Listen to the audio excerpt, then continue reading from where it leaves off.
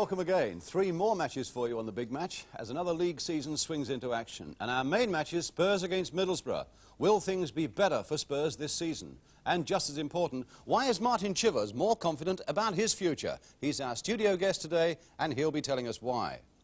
Then newly promoted Aston Villa against Leeds United, and Leeds come up with the answer to those who say they're finished. And Luton Town against Hull City. How will Luton react to relegation to the second division? We provide the pictures. That provides some of the answers there today. And then, of course, there's your letters as well. More goals here as we show you how Queen's Park Rangers beat Borussia Mönchengladbach. But first, off to White Hart Lane to join that famous old cockerel, the Tottenham cockerel, in the sunshine for Spurs' opening game of the season against Jack Charlton's Middlesbrough.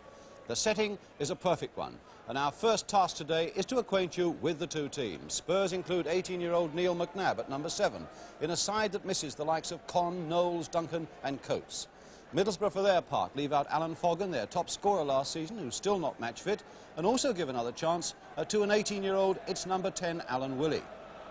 But even with these youngsters there, the sides are well stocked with experience. Spurs, with a slimmer-looking Martin Chivers, could have a big influence on their season.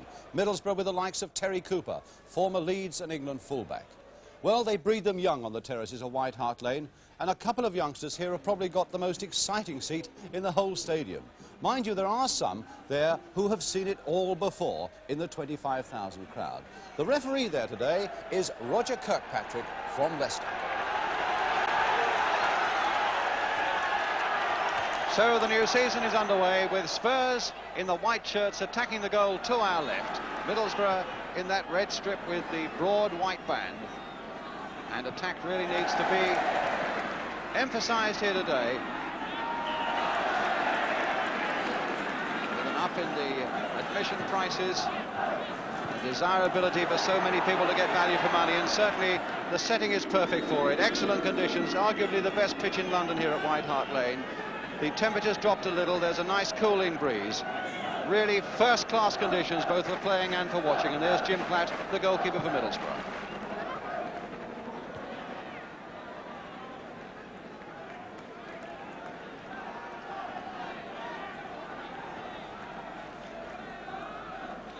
So Kinnear waits for somebody to take up a worthwhile position. And it was Chris Jones who very nearly got away.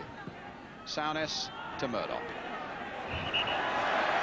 Foul, free kick to Middlesbrough. On Bobby Murdoch.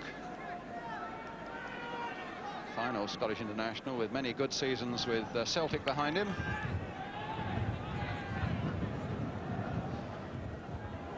And the referee inspecting the ball, which Pat Jennings was looking at one or two of those balls before the game and told me that they seem to be a little on the soft side.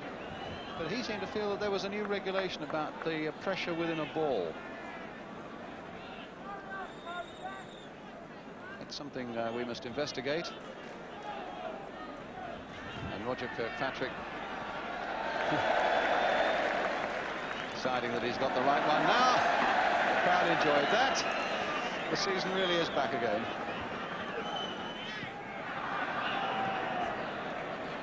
Well, he couldn't keep it in. Good Cooper, and so it's a Tottenham throw.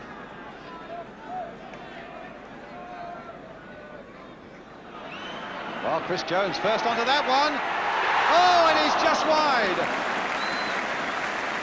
Well, when that throw was taken by Pratt, it was spotted quickly as a promising one by Chris Jones. I don't think he caught it quite the way he wanted to, but there's no denying that he was very close to putting Spurs into the lead.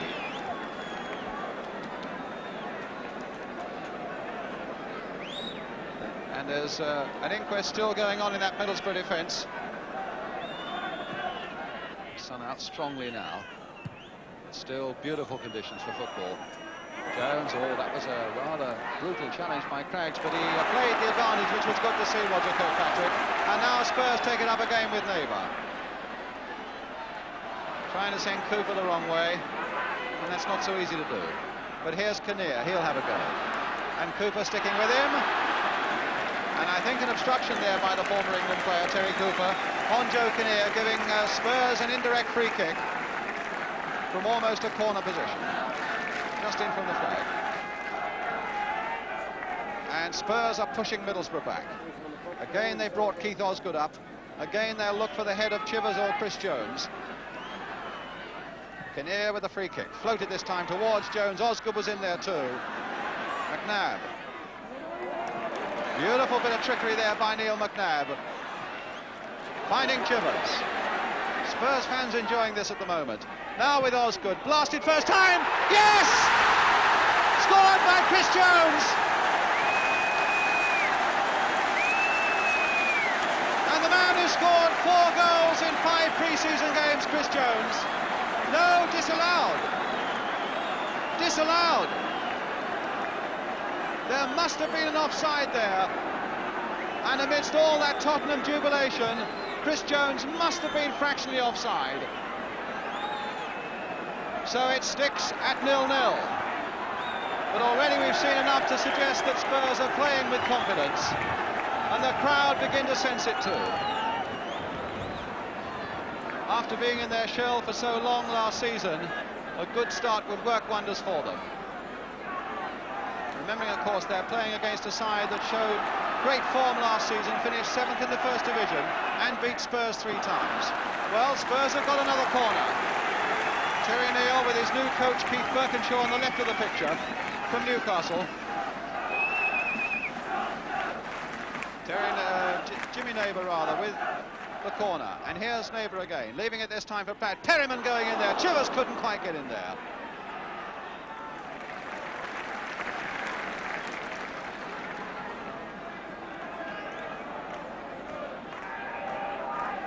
And this for Spurs, remember, without Cyril Knowles injured and without Alfie Conn, who is suspended. But still it's 0-0. They've still got to break Middlesbrough down.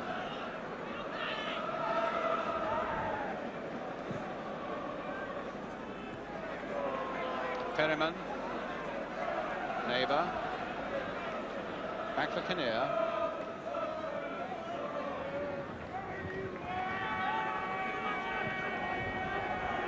That's a long kick by Pat Jennings, and it's not away yet by any means as Jones goes in there again. A great punch away though by Pratt turning it in again. Jones again with a header. Well, we said at the start a lot might depend on the form of Chivers. I think as far as Spurs are concerned, a lot will also depend on the form of young Chris Jones. There's Chivers, but I think Jones might have a fair bit to say this season as well. Callister's header. Nobody there, not for Tottenham. Cooper for Middlesbrough. And Osgood again in very positively there for Spurs. Boom. Naylor, McNabb, a handball. Well, it may have been a harsh decision, but it was good to see there was no arguing from Neil McNabb. Mills playing it back for Craggs. Floated in there first time towards Kinnear, but it was Armstrong who got there, and in fact it went against the post, and Jennings grabs it at the second go. Well, the ball was played in early there for Middlesbrough, and it was a lovely jump by Armstrong against that Tottenham post. Jimmy Neighbour to Neil McNabb. Terry Neighbour. McNabb continuing the run, doing well. Pratt. Naylor. Mills refused to be beaten.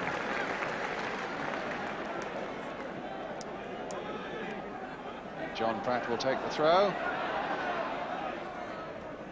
Towards Martin Chivers. Headed there towards Perryman. And a little bit of urgency required in the Middlesbrough defence to get that one away. It's with Kinnear, and there's a push on Kinnear which gives Spurs the free kick. Kinnear didn't hear the whistle go as we come into the last 2 minutes of the first half. And a free kick for Tottenham.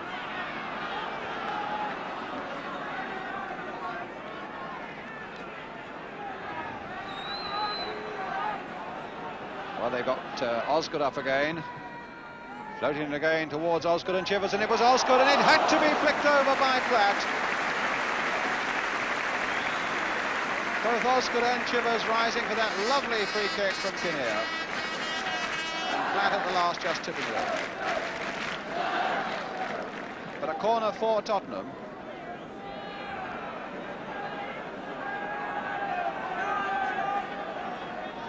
Very evenly contested first half. Chivers, a glancing backward header. Jones is there. Can he turn with it? He can. And it took a deflection. And Craggs chested it down. The crowd thought he didn't, but the referee, who was well placed again, had no hesitation. No handball. Cooper. And again, Chivers first to react to that one. Played back for McNabb. Now for Chivers again.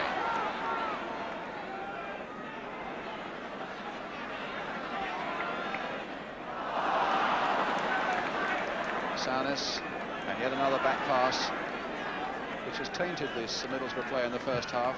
In fairness to them, they've thrown a few men forward and they've created a few chances themselves. They've been as adventurous as you would expect an away side to be.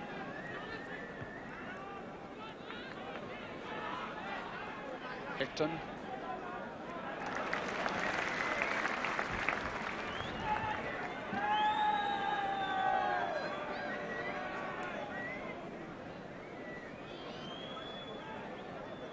Right at the end of the first half now.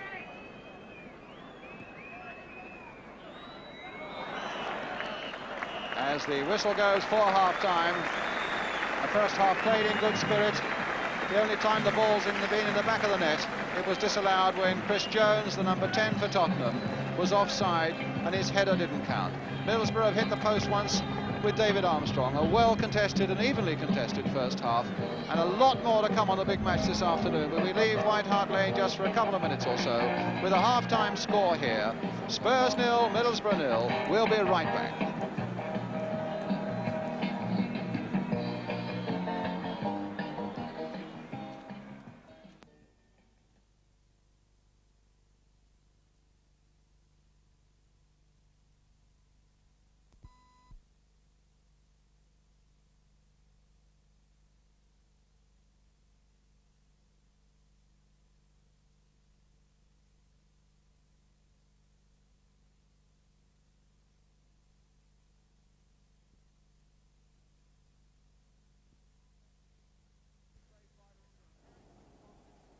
Thirty-second roll to TX.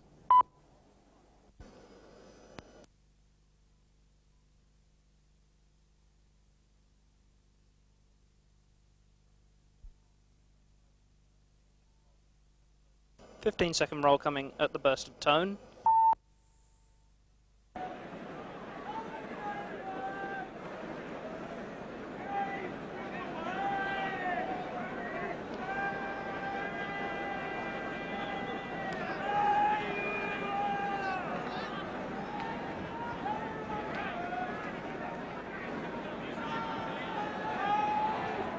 Welcome back then as we go into the second half after a well-mannered and evenly contested first half with Spurs 0, Middlesbrough 0.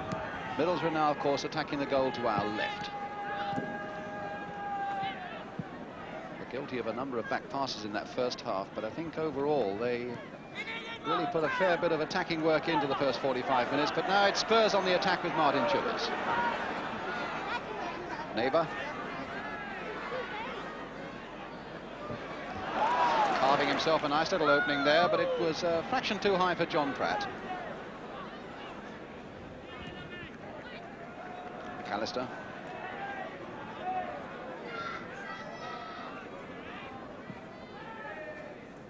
Bohm getting down very low there. Perryman spotting that Jones had got a yard or so for himself. Chivers is right there, couldn't take it, and neither could Perryman quite. And Pratt with a shot! Hit powerfully and low there. Right on target, but right at Jim Platt.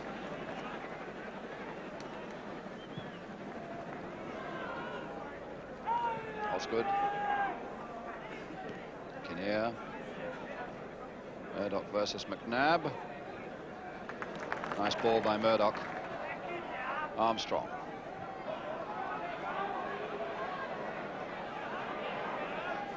Hicton.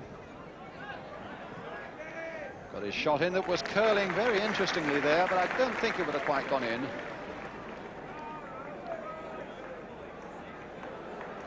Craggs with the header. And Mills. Oh, Kinnear's given it away to Willie. This is the chance now for Middlesbrough. Still with Willie. Oh, and a great save by Pat Jennings. Well, the Spurs defence made a right mess of that. And Willie had time in the end almost to pick his spot. But Jennings showed again what a great goalkeeper he is. Now, stopped that time though by Craggs. Cooper struggling to get to that one, and Neighbour beating him well. That's a good cross as well. Oh my goodness, I thought he put it into his own goal, Madron. Neighbour took that well, a good cross, and Madron headed it behind for the corner. And here is the corner. And John Pratt there. Oh, and he's hit the crossbar. Kinnear is in there as well, and Spurs with no luck at all. Osgood was right in there, and I think in fact it was Osgood's header. And back that time by David Mills. Oh, no luck at all for Tottenham there.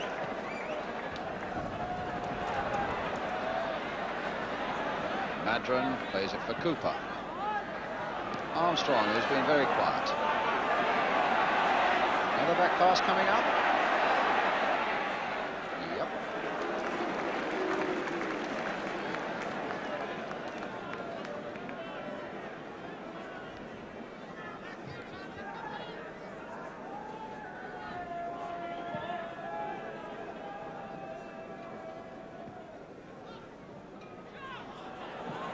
Minutes left, and still 0-0. It's Hecton.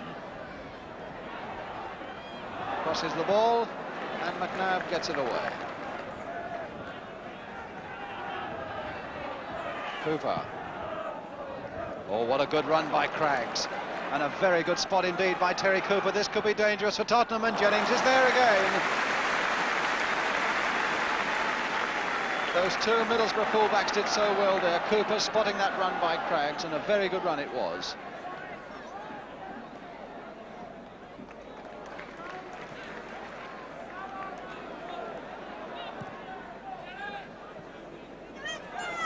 Jones versus Cooper.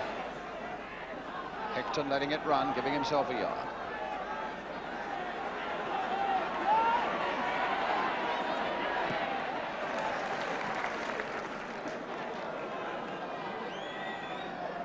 Down.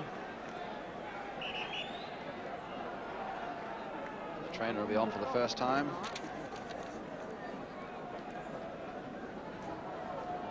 Yes, the new Spurs physiotherapist, Mike Varney.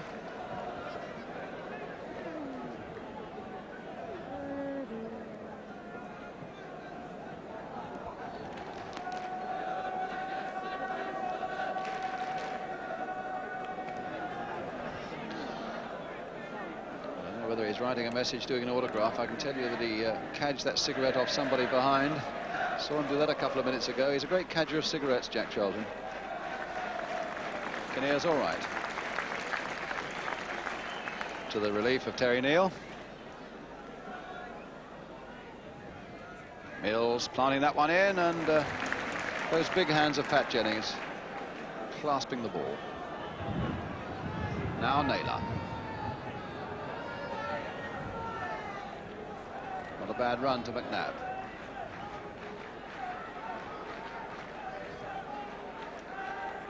McNabb again. Oh, there's a bit of space there for him. Saunis. Pratt. Jimmy Neighbour. Again trying to get round Cooper, and does so. Oh yes! Perryman! A beautiful goal for Tottenham! Made out of nothing. And Steve Perryman gets Spurs off the mark this season. Jimmy Neighbour, who's had a magnificent game down both flanks for Tottenham, slipped that ball in low. Perryman got there a fraction before any of the Middlesbrough defenders.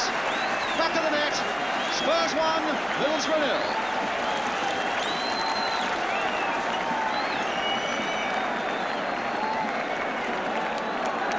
So Steve Perryman makes it 1-0. Against a strong defensive side, and Middlesbrough really have defended strongly, particularly in the second half, with a lot of composure and a lot of organisation. And it says a lot for Spurs that they've kept going at them and have broken them down at last.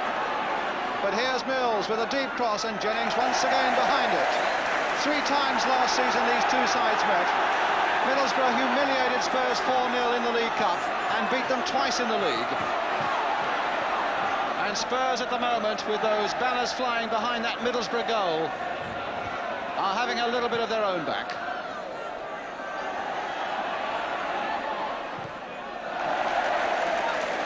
They've waited long enough for this.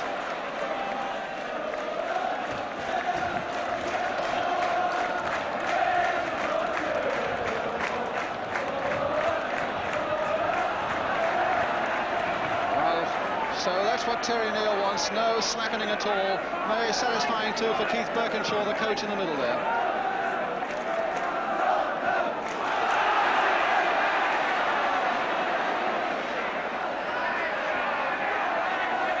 Now it's CHIVERS for Tottenham. The crowd really behind them, hoping to get it onto that left foot. 10 minutes now to go, and Perryman's pass not coming off. Armstrong, but here's Osgood. Really a typical little Perryman goal. And a lovely pass by him to Kinnear. Played there across for CHIVERS. Oh, what a great header! Straight into the arms of Platt. Beautiful play by Tottenham. A lovely slanting cross.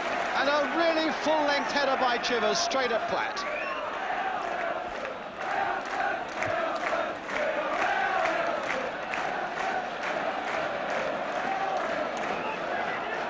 Souness. Mills, Souness, and even Craggs, willing though he is, won't get to that one. And time is running out for Jackie Charlton and Middlesbrough now. That's a shot that tells a lot. Willie, Mills, Murdoch. Craggs again going out there, and CHIVERS had come back, but the ball still found its way to that full-back. That's not a bad cross either, and McAllister under pressure, and so too are Spurs, and Pratt finally gets it away. Bohm, Kinnear, Bohm again, Craggs. Oh, this might come now for Willie. No, stopped by Osgood. It'll come for Souness. No, stopped again by McAllister. Spurs really hurling themselves in the firing line there to get that ball away. Trip and a free kick. And the old Scot lifts the young Scot. And Spurs get a free kick.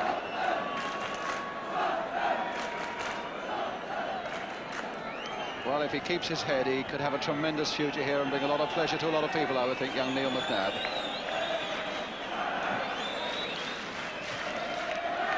CHIVERS, it looked like a push in the back, and it didn't escape the eyes of the referee.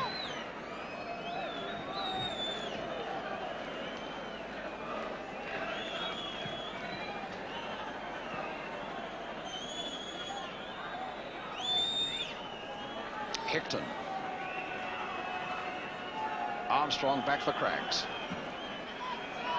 High towards a couple of players who are in there. Hickton is one of them, and Willie was the other. And Spurs left them dangerously unmarked there for a moment. Here's Cooper. Still the whistles go on from the crowd, who want that last whistle to go that gives Spurs 2 points, and it's a free kick though to Middlesbrough. 2 minutes to go.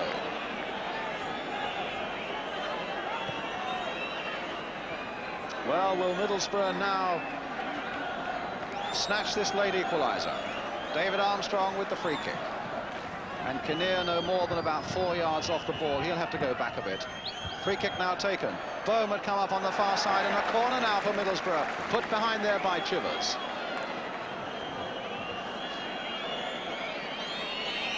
So, skipper Stuart Bohm right up there at that near post. Deafening whistles all around White Hart Lane. It won't in any way influence the referee, and a great fist away though by Pat Jennings. Craggs playing it wide again for Armstrong, and he'll want to put it in again. There it goes once more, lining up there. Boom! Yes! 1-1. No, disallowed. Disallowed, and they're crowding round the referee. And it's a test of that new policy of Jack Charlton's about arguing with the referee. He said there was a push as Bohm went in, and the goal was disallowed. He bites his lip, but accepts the decision, Jack Charlton. And there's relief there, with a quick look at the watch to go with it. Inside the last minute. McNabb, beating Murdoch as though he didn't exist. And what a ball there for Neighbour. Now, can he get a good cross in? He can as Pratt goes in, but that was a good fist as well. Jones on the turn, nodded away though. McNabb coming in. And Pratt down and injured. As Armstrong takes it up now with Craggs. What a fast and furious finish we got here. Chivers. McNabb is down and injured as well. Getting up and trying to get onside. And it's chaos for the moment. 3 Spurs players are down. Neighbour, McNabb and Pratt. And the physio doesn't know who to go to first. And obviously there was something that happened there with Jimmy Neighbour, and Stuart Bohm was involved.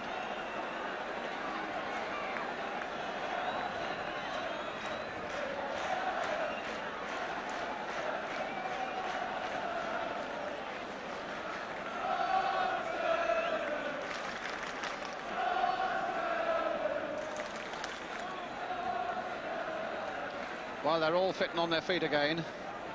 Well, at least on their feet again. And Spurs know that they are now a matter of seconds, as the referee looks at his watch again, a matter of seconds away from a really heartening and victorious start to the season. Cooper's header. Right after it. Crossed in again pretty early. Craggs, who's had such a marvellous game in that Middlesbrough defence. Murdoch hiking that one away. Picton. It's a throw to Middlesbrough. With another look at the referee's watch. And some more whistles from the crowd. And Spurs are still not quite there. Looks at both linesmen. Madron plants it in again. Now with Armstrong. Now with Souness. And Kinnear got that one away for Tottenham, as far as Martin Chivers. Now it'll come for Pratt. And the whistle goes, and Spurs have won. A side that escaped relegation last season by a single point makes a much better start to this season with 2 points. The goal coming from Steve Perryman just over 10 minutes from the end. A typical little Perryman goal, going in where it hurts and going in and finding that he can win. And so it is then that Middlesbrough, who defended strongly and defended well, go away with nothing, as we have a final scoreline here at White Hart Lane that says Spurs 1, Middlesbrough 0. Well, defended well maybe, though afterwards Jackie Charlton claimed that that was the worst display Middlesbrough had put up since their return to the First Division. But of course there's no denying at the same time that it was a highly encouraging start for Tottenham. And it's a pleasure to welcome as our studio guest today Martin Chivers. But before I talk to Martin, let's just clear up the matter of those 2 disallowed goals. The first one, of course, came in the first half for Spurs by Chris Jones. Given for offside. Martin Chivers playing the ball back here, and as Keith Osgood comes in, remember, at the point of contact at this shot, look at the top left-hand side of your picture. It's Joe Kinnear, in fact, the defender who's come forward, who is level with the last defender at least. And that, of course, constitutes offside. Chris Jones, as he heads that ball, a reaction header really, was onside. But Joe Kinnear was in an offside position and, according to the referee, interfering and influencing with the play, so he was right. What is more mystifying, though, is why the Middlesbrough equaliser in the last minute was disallowed. Certainly there's no pushing there by Middlesbrough players on Tottenham players as they come in, and nobody could be offside as Bohm collects the ball and slips it past Pat Jennings. But the referee said that, in fact, there'd been some calling there, either somebody shouting right or leave it, and, of course, that's against the laws. That was why it was disallowed. Let's turn now to Martin. And it's good to see you in the studio again with us, Martin, and also good to see Spurs making such a good start to the season. Were the players satisfied with that performance yesterday? I think reasonably satisfied. Being the first game of the season, there's always a bit of extra pressure on us after such a disappointing season last year. But there was confidence there as well, and I think that was shown when, in fact, Steve Perryman scored that goal for you. Yeah, there was confidence in John Pratt and Jimmy Neighbour. Well, here's John Pratt now, and Jimmy Neighbour coming up. It's a good ball forward from John Pratt, but the confidence of Jimmy Neighbour in turning and taking his man on again. He beat him so many times yesterday. And the ball into the near post, met by Stevie Perryman, getting in where it hurts. Which he does so often. A very good goal. I think he's got more confidence in going that little bit forward now, whereas he never scored many goals in his first years at Tottenham, but now he's getting in positions to score these. There seemed a refreshing new outlook, and I think a lot of people were impressed again by this young Neil McNabb. What's it like playing with him? Well, 18 years old? Marvellous control, sometimes frustrating, as he knows, because he does like to run with the ball. He'll mature. I think he's very much on the lines of Alfie Conn, that he likes to run with the ball, but there is a time when you must release it as well. But he certainly had a good game yesterday. And an enormous confidence in himself. Yes, very much. You know, confidence showed in the second half. He was taking everybody on. I think people who know you would say that you've never really lacked confidence, but you had a sharpness about you, I thought, yesterday that we haven't seen for quite a while. And in fact, you very nearly got on the goal mark with a beautiful goal. Tell us about this one coming up now, this header. Just after you scored, in fact, wasn't it? The confidence of Perryman. The confidence of Stevie Perryman pushing that ball forward to an advanced Joe Kinnear on the right side there. He did play it into me. I met it well, and unfortunately it went straight at the goalkeeper. In fact, you probably met it too well. If it had been... Yes, I think if I miscued it slightly, there was more chance of it going in. Yeah. I say you look sharper, you look leaner and hungrier. You've lost a bit of weight. Yes, I've lost nearly a stone, which it may be the answer to my sluggish football last season. I certainly was coming off the field feeling rather exhausted. But being a tall player, I think 1 stone on me, extra weight, didn't show too much. So no one ever said, "Are you overweight?" And I suppose I could never see it. If no one says anything and I don't feel it too obviously. But that's a change in that people can see in your body. But has there been a change in your mind as well? Because I think people feel that the last couple of years of you at Tottenham have maybe been wasted years. No, there's nothing wrong with my mind. It is purely physical. I'm confident enough to do well. But have you played to your potential in the last couple of years? No, there's been no lack of effort, but I haven't been able to do it. And perhaps this is the answer. I'm trying everything. This is one way of trying. Do you regret not having got down to maybe a more fighting weight in the last couple of years then? Well, I never thought of it, as I say. It's one of those things that if no one ever said, "Are you overweight?" They knew my weight at Tottenham, which was 14 stone. When you get to the age of 30, I think that the time comes when you have to think of your weight. You can't carry around 14 stone. I don't think there's many forwards at 14 stone in top-class football. But I'm astonished. I've got the impression there's an attitude, a change in your whole attitude to the game. You seem keener about things. I'm enjoying my football very much. I would like to relax. I am more relaxed now than I was 2 years ago. I think it's because there was so much pressure on me outside football with the England. We had that tragedy at Wembley against Poland, and I feel that I took quite a lot of criticism for it. Therefore, it was always hanging over me. I would go to other grounds, and they would all remind me that I lost the World Cup. Where, in fact, I think it was slightly unfair to blame it on one person. Your personal life is a lot happier now. You've married happily to Julia. Everybody knows that now. Has that been a big influence on your football as well? Yes, a fantastic influence. I don't think we've got enough time to talk about her and the good things that she's done for me. What about Keith Burkinshaw now, who's joined the coaching squad at Tottenham from Newcastle? Is he getting you going a bit? Yes, apparently he was very well liked by the players at Newcastle. No one knows the reasons why he left up there, but he was very well liked by the players, and he's certainly getting to be very well liked by our players. What about you personally now in the future? Do you still see yourself as a man that Don Revie will look at? One thing at a time, I think, at the moment. I would like to play a regular part in Tottenham's comeback. I really believe Tottenham can come back and will come back, and I would like to have a regular number 9 on my back each week for the first team. And then if that happens, a regular number 9 in another white shirt? Well, I hope so. I don't think it's beyond me, I can say that. Martin Chivers, thank you very much for joining us today. Thank you very much. Well, now we move on to our second match, and to Luton Town, whose brief stay in the First Division before they were relegated last April could have had really a sickening effect on their morale. But how will they react to being back in the Second Division? Well, yesterday they gave the first indication when they were at home to Hull City. Anglia's cameras were there, the commentators Jerry Harrison. Luton are in the dark shirts and black shorts.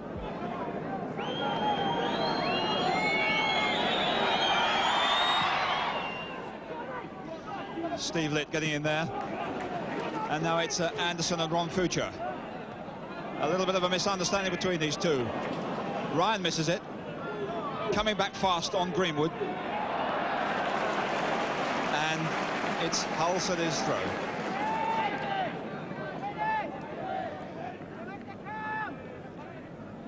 Chris Galvin to Wagstaff. Oh, a good bit of play, giving De Vries a lot of space with Wood over there, but not the ball he really wanted. Banks, Alston, proving again what an awkward customer he is. John Aston against Banks. Good cross. Future's free. Must score.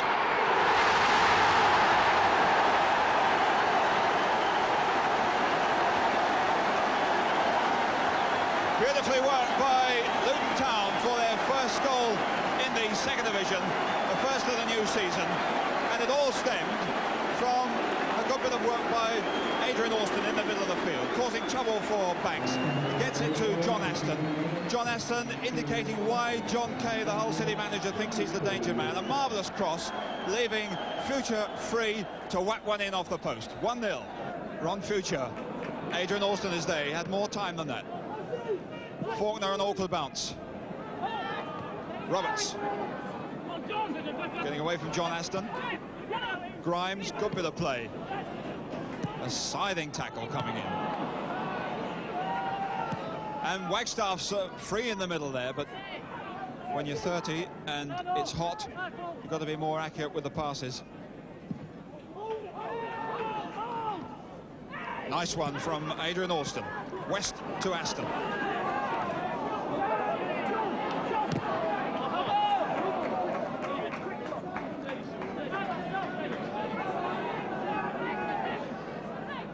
Space for Faulkner. Peter Anderson is square there. He takes over. King. Desperate to get it to John Aston, who's having a fine game. Again 2 against 1, but he gets the crossover. Adrian Alston. Future, awkward one, off the bar. King, it's in, 2-0.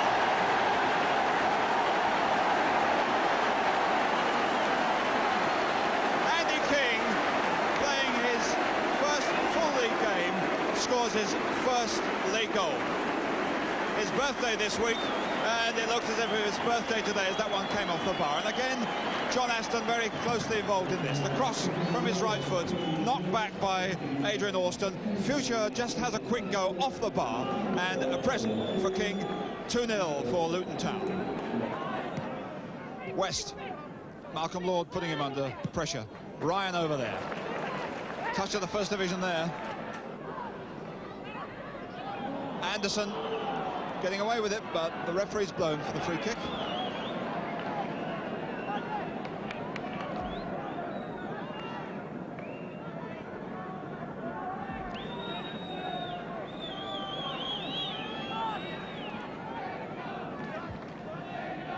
So Luton leading by 2-0 with 2 minutes to go before half-time with a free kick. King takes it, up goes Adrian Alston, beaten by Roberts, and that's a corner. With Faulkner, the centre-half, coming up. Litt is staying back. Faulkner indicating that he wants to go in the goal area. Future is to go at the back. John Aston to take it. Up goes Faulkner. Now it comes to Future. Future again. Surely a handball, but it hit somebody's elbow. Appeals from Alston to referee Chalice, or appeals from Faulkner to the linesman over this far side that Frank Banks kept that ball out with his arm. He certainly couldn't have known anything about it. As Ron Future hit it, tremendous drive, and off the armour post and away. So well done, Luton, a good start there. But now on the programme, it's time for your letters. And the first one harks back to that penalty save by Peter Miller of Fulham last week against Chelsea in the Anglo-Scottish tournament. Graham Gardner of 29 The Rise, Ashford in Kent, wrote to me about it. And one of the points raised was, what does a referee do if he sees a goalkeeper deliberately moving his feet before the kick is taken? Well, as we look at it again, we see Butch Wilkins running up to take this kick against Peter Miller, and you see Peter Miller's right boot fractionally move off that line, which of course is an offence. I think you can excuse the referee for not having seen it. But supposing the referee had seen Peter Miller moving his feet before the kick was taken, a lot of people feel that he would go up and caution him about it. But in fact, the International Board decision on Law 14 of penalty kicks says quite clearly, if after the referee has given the signal for a penalty to be taken and before the ball is kicked, the goalkeeper moves his feet, the referee shall nevertheless allow the kick to proceed, but it shall be retaken if the goal is not scored. So if the fellow plants it wide or the goalkeeper saves it, the goalkeeper obviously is penalised for having moved his feet. Several letters in the past few days from Queen's Park Rangers fans. They're convinced it's going to be their season, and they certainly got off to a flying start yesterday with that win over Liverpool. But the signs were there even before that, and we can show you now how they thrashed the West German champions, Borussia Mönchengladbach, in a pre-season game in Germany. In fact, in the university town of Marburg. Here's Herbert Wimmer, the great West German international, on the ball at the moment, putting it through for Jensen, past Phil Parks, and that's the German champions 1-0 in the lead.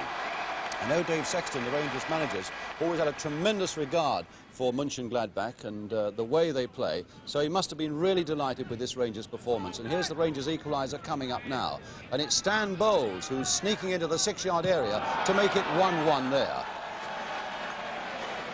Beating Bertie Vogt, the number 2, the great West German World Cup player. And now Bowles again with a corner in the second half for QPR. And who's there to meet it with his head? It's David Webb. And that's 2-1 then to Queen's Park Rangers. Sounds like a good sprinkling of Rangers fans there in the 7,500 crowd, and they were given something else to cheer a little later on, because Rangers goal number 3 now coming up. The long cross coming in, and it's not often that Stan Bowles scores with his head quite like this, but there's a good header there, beating the defender, beating the goalkeeper, Clef, the West German international, and that is 3-1 now to Queen's Park Rangers. But there was still another goal to come, and again Stan Bowles had a hand in it. There's his little chip in, and although Borussia Mönchengladbach get it away, it's dinked back in once more. And here's Don Masson on the ball, beating Clef, the goalkeeper. A lovely little chip, and who's there again? David Webb. His second goal of the game, and the 4th for Queen's Park Rangers. Mönchengladbach 1, Queen's Park Rangers 4. Well, a great performance there by Rangers. I'm sure that'll have pleased their fans as well. And remember, we're always glad to get letters from you, even though it's not always possible to answer them all, though we even try to do that as well. So, if you've something to say, this is the address I'd like you to write to. The Big Match, London Weekend Television, London SE1 9LT. The Big Match, London Weekend Television, London SE1 9LT. And some more letters for you next week. But now some more action, and it's newly promoted Aston Villa against Leeds United at Villa Park. The biggest crowd of the day in England, some 46,000 were there, to see how Villa would fare back in the First Division. Almost as many, I suppose, to see if Leeds at last were over the hill. Well, they got their answer all right, as ATV's cameras now show. The commentator's Hugh Johns, Leeds are in the all-yellow strip.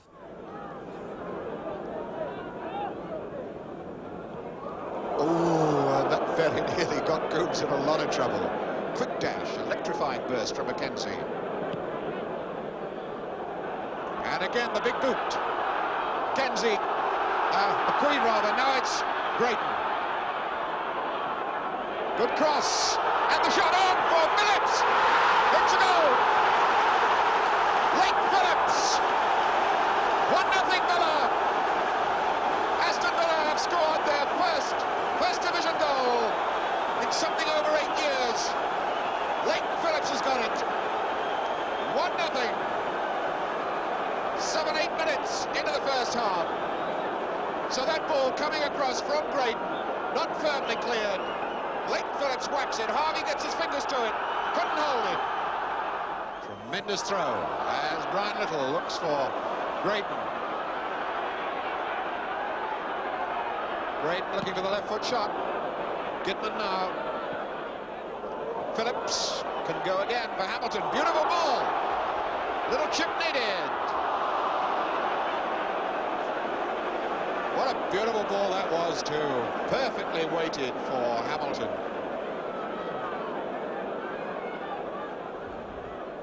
Frank Gray.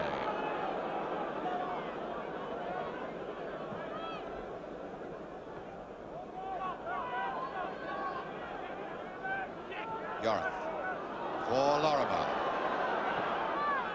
Clark faced by Aitken. Yorath. Bremner, the flick on for Gray. Handball inside the box. That's a penalty against John Gitman. That's it. An involuntary moment from John Gitman. That long flighted ball aimed for Frank Gray. The flick on the head by Billy Bremner. John Gitman involuntarily making contact with his hand. But quite clearly a penalty. No disputing it. So, Peter Lorimer, scorer of 16 goals last season, looking now against Coombs for the equalizer. 1-1. Well, the Villa fans don't like that at all. But a clear penalty inside the box. The only dispute as to whether the player played the ball or the ball played the player. Breaks for Carradis.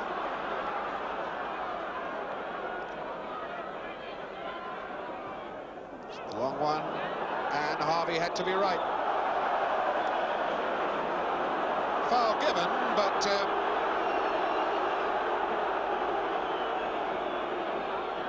Free Johnson not allowing contact to be made.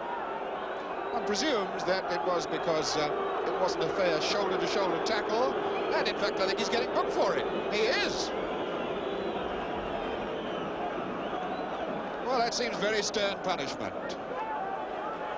And Leonard looks a little bemused by the moment.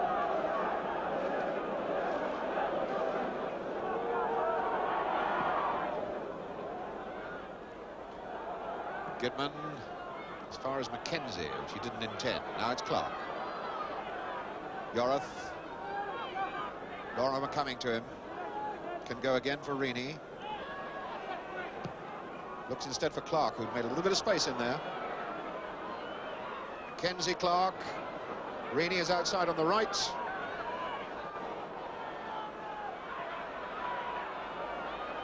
Clark supporting him from behind.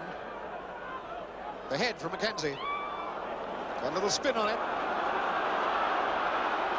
Graydon on the breakout.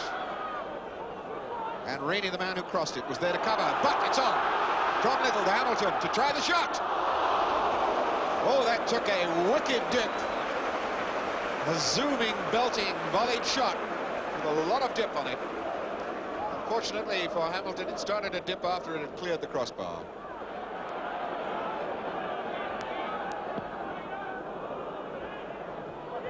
Yorath, a bad mistake there, losing it.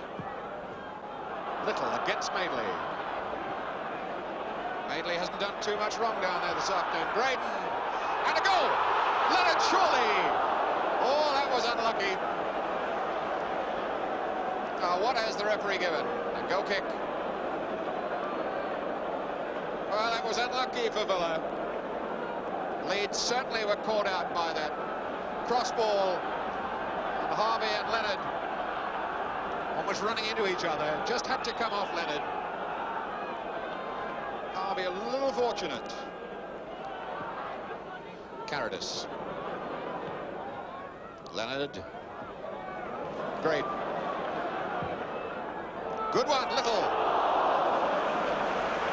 Fired hard from Ray Graydon's right boot. Brian Little rising well like a trout going up for a fly, but the ball skidding off the top of his head. Not on target. Clark. Yorath. Switching it for Mackenzie. Looks for Cherry. Yorath.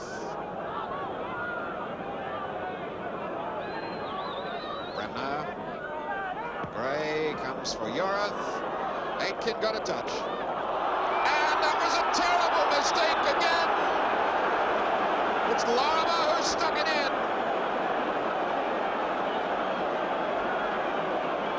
So Lorimer gets his second goal of the game. And unfortunately, it was Jim Coombs who dropped the clanger.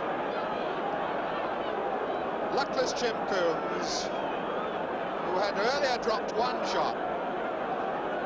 There seemed to be no real trouble then for Villa. The ball coming back. Coombs had it. There it was, gone. Lorimer ghosting in. And he's made it 2-1 to Leeds. So what is sure to be the goalkeeping mistake of the season gets Leeds off in the right mood, and that's it for this week.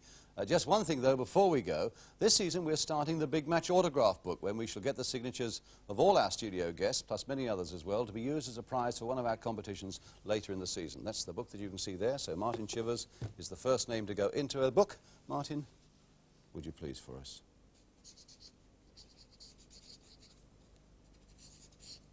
Best wishes, Martin Chivers. And of course, week by week throughout the season, we shall be keeping you in touch with just the names that are going into that book of ours. So the first week of the league season is over. Thank you, Martin. And not a bad one, really, for Martin Chivers and for Spurs. Two things in particular promise much, I think, for their season. The remarkable skills of 18-year-old Neil McNabb and the confidence that finally broke down stubborn Middlesbrough yesterday. See them again as we say good afternoon.